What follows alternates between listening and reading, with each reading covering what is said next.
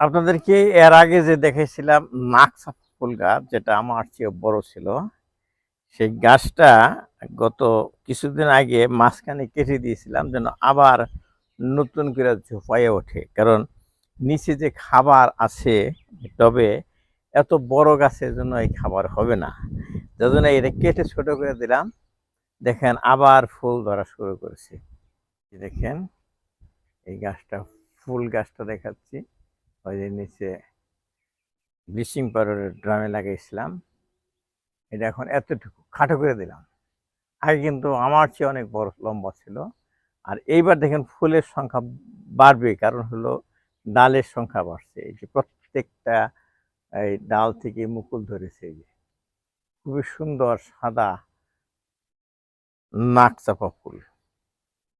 আশা করি কয়েকদিনের মধ্যে আপনাদের দেখাইতে পারবো।